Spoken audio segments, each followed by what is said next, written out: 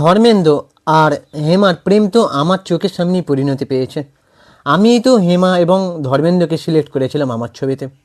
Yes, এই কথাটা আমি বলছি না, বলছেন স্বয়ং বিশ্বজিৎ চ্যাটার্জি। তো ধর্মেন্দ্রর নামে অনেক স্মৃতিচারণ করেছেন এই বিশ্বজিৎ চ্যাটার্জি। ঠিক কী হয়েছে সেটা নিয়ে আমি আজকে এক্সপ্লেন করছি। তোমরা আমার চ্যানেলটাকে সাবস্ক্রাইব করে দাও এবং বেল আইকনটা প্রেস করে নোটিফিকেশান অন করে দাও বন্ধুরা।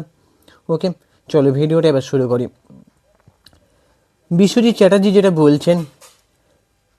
বলছেন আমার দীর্ঘদিনের বন্ধু ধর্মেন্দ্র চলে গেল। সোমবার একটু বেলায় খবরটা এলো, কারণ দেওয়াল পরিবারের তরফে খবরটা শুরুতে প্রকাশ করা হয়নি। আমি যখন শ্মশানে পৌঁছালাম তখন অন্ত্যেষ্টি প্রায় ধর্মেন্দ্রের অন্ত্যেষ্টি প্রায় শেষের দিকে। সেই মুহূর্তে দাঁড়িয়ে ধর্মেন্দ্রের সঙ্গে আমার কাটানো অজস্র স্মৃতি মনে ভিড় করছিল। শ্মশানে সানি এবং ববিদের সঙ্গে দেখা হলো। আমাকে জড়িয়ে ধরে ওরা দুজনে হাউ মাউ করে কেঁদে উঠলো, কারণ আমি তো ওদের অল্প বয়স থেকেই দেখেছি। সানি বলল, ইস পাঁচজন নাহি ছবির শুটিংয়ে গোয়ায় বাবার সঙ্গে আমিও গিয়েছিলাম, আপনার নিশ্চয়ই মনে আছে। আবার একবার ধর্মেন্দ্রকে ছবির গল্প শোনাতে গিয়েছিলাম, সামনে ছিল ববি। সেই ঘটনাও আমাকে জানালো ববি। পাঞ্জাবের এক গ্রাম থেকে এসে হিন্দি ছবিতে রাজত্ব করার আখ্যান ধর্মেন্দ্রকে না দেখলে বিশ্বাস করা যায় না। ও তো দিলীপ কুমারকে দেখে অনুপ্রাণিত হয়ে ইন্ডাস্ট্রিতে এসেছিল। ধর্মেন্দ্র আর আমি 1 বছর আগে পরে হয়তো অভিনয় করতে আসি। অল্প সময়ের মধ্যে আমাদের মধ্যে বন্ধুত্ব তৈরি হয়। একসঙ্গে প্রায় 6 থেকে 7টা ছবি করেছি। ও আমার পরিচালনায় ছবিও করেছে। আমাকে বলতো, বিশু আমি তো খেতে লাঙল চালাতাম, আমাকে স্টার বানিয়েছে দেশের মানুষ।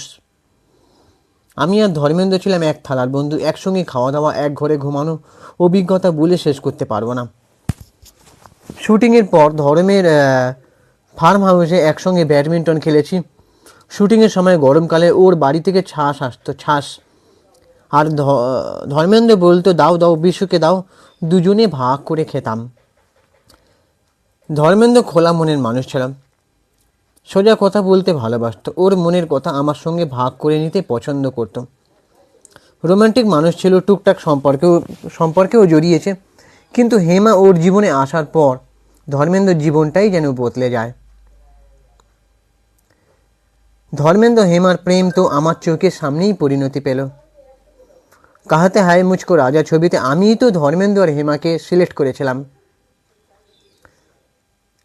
তখনও ওদের প্রেম দেখেছি। হেমাকে প্রচণ্ড ভালোবাসত, কথা দিয়ে কথা রাখত। উত্তরবঙ্গের একসময় বন্যা ত্রাণ সংগ্রহের জন্য কলকাতা অনুষ্ঠানে আয়োজনে করেছিলাম। আমার এক কথায় ধর্মেন্দ্র সেখানে উপস্থিত হয়। অনুষ্ঠানের দিন আসতে পারবে কি না তা নিয়ে বাকিদের সঙ্গে যখন গুঞ্জন, তখন সে বলল, আমি একজন জাট, যদি আমার লাশ না পড়ে তাহলে অনুষ্ঠানে উপস্থিত থাকব।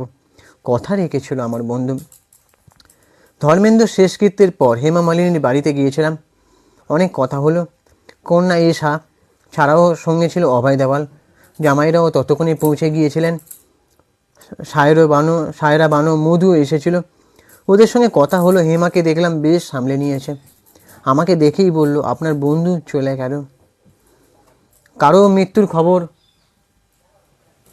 মৃত্যুর খবর রটে গেলে শুনেছি তার আয়ু আরও বেড়ে যায়।